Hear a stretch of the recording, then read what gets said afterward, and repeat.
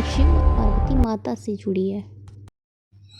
माता पार्वती ने यह व्रत भगवान शिव को पाने के लिए किया था। उन्होंने कठोर तपस्या की थी, अन्न और जल का त्याग कर दिया था और सर्दी गर्मी बरसात जैसे मौसम की भी कोई फिक्र नहीं की। एक बार नारद मुनि जी माता पार्वती जी के घर गए। उन्होंने माता पार्वती जी के पिता से कहा, मुझे भगवान विष्णु ने भेजा है, आपकी तेजस्वी कन्या पार्वती जी से विवाह करना चाहते हैं। फिर माता पार्वती ने के पिता ने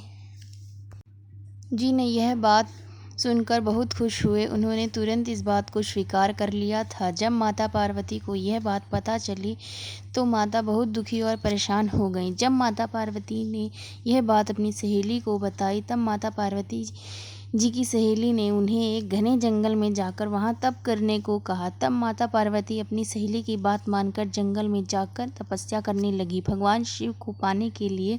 और दूसरी तरफ पार्वती माता के पिताजी उनकी खोज में धरती और पाताल एक कर दिया था और माता पार्वती जंगल की एक गुफा में शिवलिंग बनाकर भगवान शिव की आराधना कर रही थी। फिर भगवान शिव सावन मास की शुक्ल पक्ष की तृतीया तिथि पर खुश होकर माता पार्वती को दर्शन दिए। भगवान शिव ने माता पार्वती की मनोकामना को पूरा किया और उन्हें पत्नी के रूप में स्वीकार किया। फिर माता पार्वती के पिता उन्हें खोजते हुए वहां जंगल की गुफा में जाकर पहुंचे।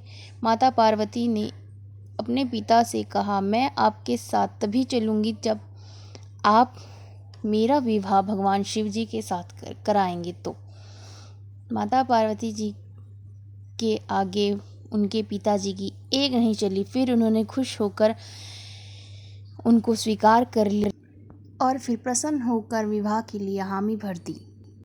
ऐसे ही माता पार्वती की तपस्या की वजह से उनको भगवान शिव मिल गए। उनकी सब मनोकामना पूरी हो गई और फिर उनका विवाह हो गया।